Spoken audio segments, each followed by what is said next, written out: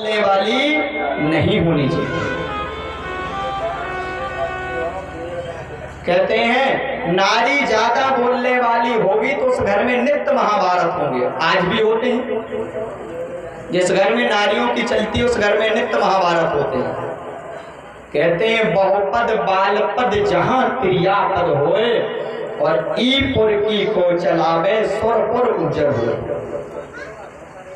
जहां पर बहुत लोगों की चलती होगी, जहां पर नारियों की चलती होगी, वहां रोज नए नए महाभारत होते हैं। रोज घरों में महाभारत होते हैं, आज भी होते हैं, घर घर में होते हैं। जहां ऐसा होता है, क्यों बोले द्रौपदी ने यही गलती कर दी थी कि जब दुर्योधन पानी में मुंह तक चला गया था, इसको हंसी आ गई थी।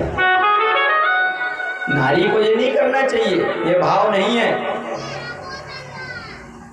पंच लोग बैठे हुए हैं, बातें चल रही हैं, घर के मसला चल रहे हैं, घर की बंटवारा आदि या कोई भी बातें चल रही हैं। अगर उसमें पंच में नारी आकर के बोलेगी तो पंचायत कभी हो नहीं सकती। 5 लोगों की जहां इज्जत नहीं होगी, 50 लोगों की जहां इज्जत नहीं होगी, एक भी नारी अगर वहां खड़े होकर के मुंह को ज्यादा चलाएगी, बोलेगी, समझ लेना उस घर का सुधार होने वाला नहीं है। माताओं ने ध्यान से सुनना, आप लोगों की बात नहीं हो रही। छाने की माताएं तो बहुत अच्छी है, तो और कहीं की बात बताती है कि माताएं तो बिल्कुल ही बोला था, बहुत अच्छी से रहती होंगी, ना रहे तो रहना इस कथा को सुन कर। कहते हैं नारी को ज्यादा बोलना नहीं चाहिए। तो महाभारत हुई, ना द्रौपदी हंसती ना महाभारत होता। दूसरी बात, सबसे बड़ा और कारण क्या हुआ, भगवान कन्हैया स्वयं समझाने के लिए गए, भगवान की बात नहीं मानी। अब जहां भगवान की बात नहीं मानी जाएगी फिर उसे तो बचाने वाला है कौन। जब भगवान समझाने के लिए गए तो दुर्योधन बोल पड़ा, बोले मैं सुई की नोक की बराबर भी बिना युद्ध के केस को नहीं दे सकता। भगवान ने कहा बेटे, तूने दादा दादियों से कहानी में सुना होगा कि युद्ध क्या होता है। जब युद्ध होता है ना तो हजारों बच्चे अनाथ हो जाते हैं, हजारों माताएं विधवा हो जाती हैं, रोती बिलखती घूमती हैं, वर्ण संकर संतानें उत्पन्न होने लगती हैं, विनाश होने लगता है। युद्ध की तो परिणाम नहीं जानता है तो युद्ध चाहेगा। भगवान ने कहते बहुत समझाया, नहीं समझ में आया। धृतराष्ट्र से कहा कि आप ही समझाओ ना बेटे को। उसने भी कहते हैं कह दिया कि मैं बच्चों के सामने मेरा बस नहीं चलता है, और जिस पिता का बच्चों के सामने बस ना चले उसको तो फिर घर में रहना ही बेकार है। क्या होता जब तुम्हारी कोई बात नहीं मानता। और ये तो अंधा था ही, उस धन के चक्कर में गांधारी ने जानबूझ करके आंखें बंद कर ली थी, वो भी नारी थी, इसलिए भी महाभारत हुआ। देखो, एक गलत कर रहा और दूसरा उसका साथ देगा तो गलत ही होता है। इसलिए दोनों एक जैसे पड़ गए, इसलिए महाभारत हुआ। भगवान वहां से चले आए, पूछा।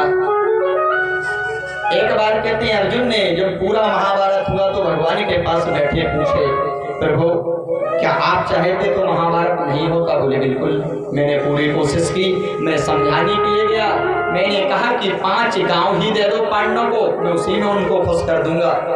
मैंने पूरी कोशिश की अर्जुन, मैंने पूरी कोशिश की, लेकिन मैंने जब जाकर के क्या देखा कि वो तो परम पिता परमात्मा है कन्हैया। जाकर के देखा तो दुर्योधन के मन में ये सोना, ये चांदी, ये महल, ये अटारी भर चुकी थी, दिल और दिमाग में। और भैया लक्ष्मी दिल और दिमाग में बसाने वाली चीज नहीं है। अगर दिल में बसाओगे और दिमाग में बसाओगे तो तुम्हारे घर में, इसलिए तो आज महाभारत होते हैं, कार्य के कारण होते हैं, धन के पीछे। दिल दिमाग में बसाने के कारण, दिल और दिमाग में भगवान को बसाना चाहिए। और दिल दिमाग में धन बस जाता तो आदमी की बुद्धि उल्लू हो जाती है, उसकी सोचने समझने की विवेक की क्षमता खत्म हो जाती है, फिर लड़ाई होती है। देखो जैसे पानी को किसी चीज में बंद करके रख दोगे तो उसमें कीड़े पड़ जाएंगे। हाँ जी ना जी।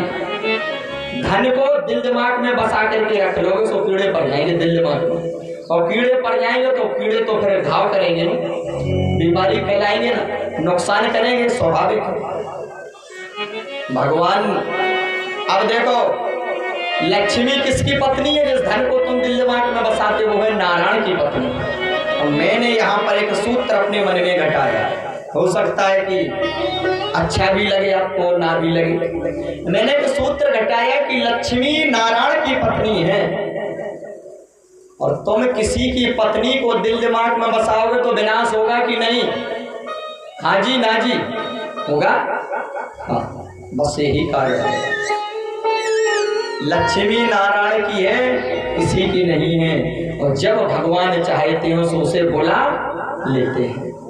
उसके आने की भी दो तरीके हैं और जाने की भी दो तरीके हैं। जब व्यक्ति देखो, धन ही धर्म कराता है, धन ही अधर्म कराता है।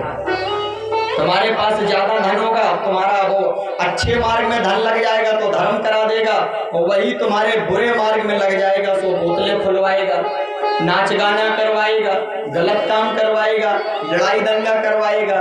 ये तो धन की दो ही गति है। इसलिए प्रभु कहते हैं कि मैं देता हूं तो ढेरों